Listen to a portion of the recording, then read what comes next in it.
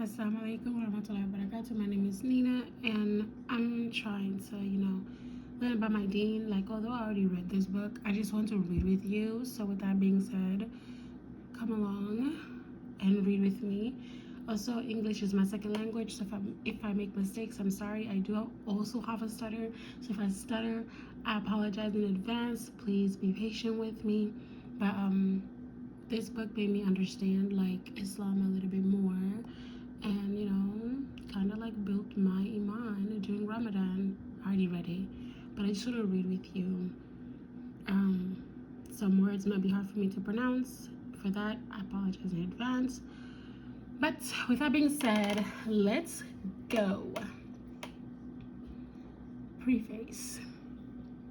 There are many great personalities whose biographies people have read to savor the strokes of genius in them, and to follow in admiration their ways of life and their attitude towards the difficulties and problems which confronted them. The mere act of reading might not be only link between these great personalities and those who know them, and it might develop into a deep study or a strong human bond. I must hasten to say that I did not write about the greatest of all personalities, Muhammad, blessings and peace be upon him, son of Abdullah, with this limited concept in mind. I am a Muslim through knowledge. I know why I believe in Allah, the exalted Lord of the worlds, and in the prophethood of Muhammad, peace be upon him, and why I follow the book he brought to us. Indeed, I know why I call others to believe in all this which has brought tranquility to my heart. I happen to have previously published a number of treatises on the life of Muhammad, peace be upon him. Did I ever digress from it in anything which I wrote? All the treatises in which I discussed faith, morals, and social behavior and government, I depended heavily on the life of Muhammad, peace be upon him, for their material. Thus, I can truthfully say that this book is not sudden link with the Prophet of Islam, nor is it a collection of proofs for his truthfulness, nor ideas which occurred to me, nor is it a collection of proofs for his truthfulness, nor ideas which occurred to me about his genius. All that has been analyzed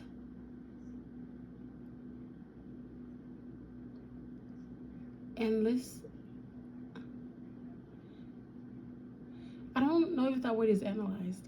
I don't know, I forgot how to spell analyzed. Forgive me, but anyways, all of this has been analyzed at the length elsewhere. I think that's what that word is. I'm gonna Google it after I'm done reading. In producing this book, I had a specific objective in mind, and I hope it has been achieved. The Muslim of today know only the surface layer of the life of Muhammad, peace be upon him, which neither arouses emotions nor evokes resolutions.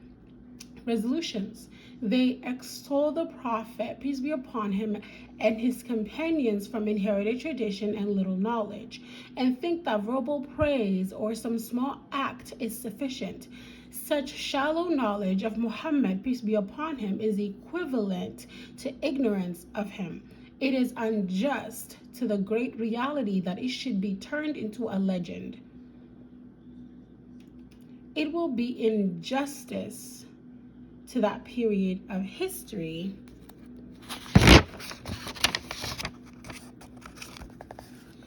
which was pulsating with energy and strength to be presented in the shrouds of the dead. The life of Muhammad, peace be upon him, is for the Muslims the entertainment of an idle person. Sorry, I read that wrong because that did not sound right at all. Ya Rabbi, forgive me. Okay, astaghfirullah. The life of Muhammad, peace be upon him, is not for Muslims. Am I saying this wrong? The life of Muhammad, peace be upon him, is not for Muslims the entertainments of an idle person nor the study of a neutral critic. It is the most excellent example for them to follow and the source of the laws by which they are governed. So any shortcomings in the presentation of this biography or any confusion in its sequence of events will be a terrible injury to the reality of the faith itself. Thus, I have done my utmost to give readers a true picture of the life of the Prophet, peace be upon him, and I have made every effort to give the reasons and explanations for whatever took place during his lifetime. Then I have allowed the plain facts and their effects on the minds without any bias or subterfuge.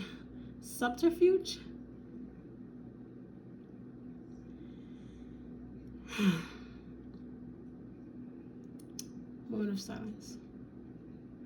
I give up. I have made good use of the biographies written by both ancient and modern scholars. The modern historians lean towards analysis, comparison, and the tying up of a various event into a systematic whole. This is the best part of their method. However, the ancient historians rely on the collection of details, sifting of sources, and recording of small and big events. These numerous achievements, I said that wrong. These numerous archives contain gems of importance if only proper use is made of them. Perhaps here I have blended the two methods in a new way which extracts the best from them both. From the details of the biography, I have compiled a cohesive topic, all of whose parts are bound by one spirit. Then I arranged the texts and the narrations in which,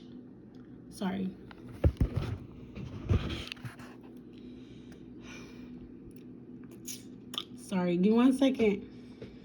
I have compiled a cohesive topic, all of whose parts are bound by one spirit. Then I arranged the texts and narrations in such a way to conform with the unity of the topic and help to complete the whole picture.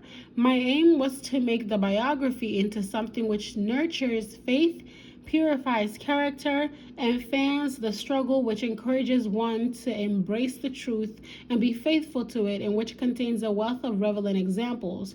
I wrote about the life of Muhammad, peace be upon him, as soldiers would write about their general, or employees about their employer, or pupils about their teacher. I am not, as I have said, a neutral historian unrelated to whom I write about. Moreover, I wrote with the scenes of Muslim backwardness right in front of my eyes. So do not be surprised I relate the events of the life of Muhammad, peace be upon him, in a matter of which hints at our sorrow state. Whenever I present a story, I include in it a reference to the true sentiments. Whenever I present a story, I include in it references to the true sentiment, sound thoughts, and noble actions of Muslims to correct this terrible degradation. Muhammad, peace be upon him, is not a story to be read on his birthday, as many people do now, nor is he to be extolled in fabricated prayers added to the words of the adhan, prayer call. Nor can love for him be expressed in poems of praise which may make his admirers sigh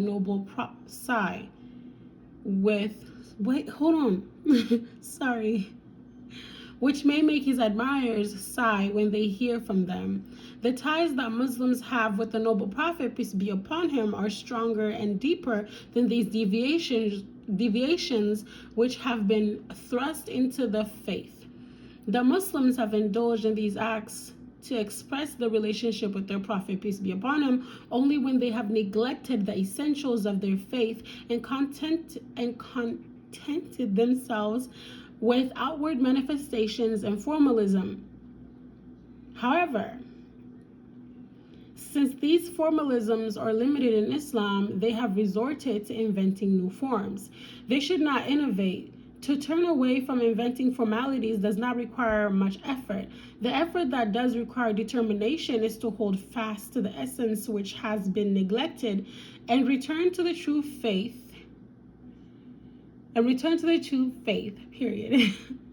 So instead of listening to the story of Prophet Muhammad's birth being recited in a pleasant voice, one should get up and reform oneself in order to draw nearer to the Prophet, peace be upon him, his practices in his worldly and spiritual life, in his likes and dislikes, in his knowledge and actions, in his habit forms of worship, and in matters relating to the war and peace. The Muslims in whose hearts the Prophet does not live and whose insight does not follow them in their actions and thought will never benefit from merely sending salah and salam to him 1,000 times a day. I should like to I apologize. I should like to emphasize here the necessity of separating seriousness from fun in our lives. It would be nice to fix a time for fun and relaxation and not exceed it, and a time for seriousness and work and not fall short of it.